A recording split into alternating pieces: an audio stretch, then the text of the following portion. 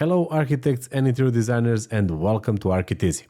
In this tutorial I'm going to show you how you can use Blend tool, that's the second tool of our 5 core modeling tools in Revit. And just before I move there, I would like to invite you to join our free community of architects and interior designers. Next to the free community we also have a free Revit training there which you can access from our classroom, and then click here, free Revit training. And also next to those lessons you will be able to download project files.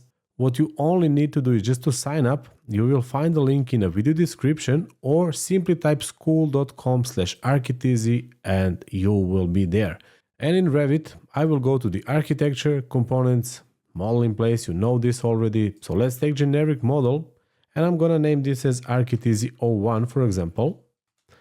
And as I said, the second tool is a blend tool. But let me show you this example and let me explain you how we can use this. So first of all, as you can see here that we have different shapes. So we have, for example, this shape here. So it doesn't matter how it looks like, and then it ends to something up. And some of you will say, okay, but why I cannot make it with the wall tool, for example, because okay, I can create walls with a slope. But as you can see, for example, we have one slope here, but we also have a straight line here, for example. And if you have those surfaces which the slopes are varying, you should use blend tool. The same things apply with, for example, this base of the table. So you remember how you can create extrusion, but if you have one profile below, so it doesn't matter how it looks like, and that profile needs to be connected to the upper profile, situations like this, you should use blend tool. And let's click here, let's take it. And then you see that first of all, what we are going to create is the base at the level 1. And I can just, let's say, create a circle, which is, for example, 1 meter.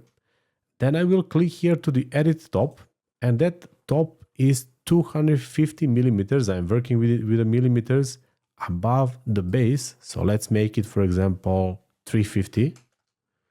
Let's go to 3D and let's hit apply.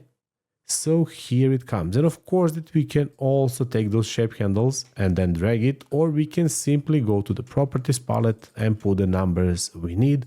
So it's pretty simple. So the difference between this one and between the extrusion tool is that with extrusion tools we have just one profile, and that profile goes up or straight, it doesn't matter according to the reference plane, while in this case we have two profiles and then we are connecting them.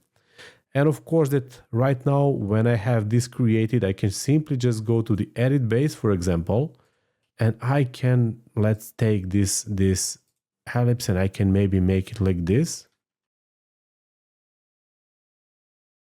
So let's take a look. Can you see how it looks like? Let's go to shaded.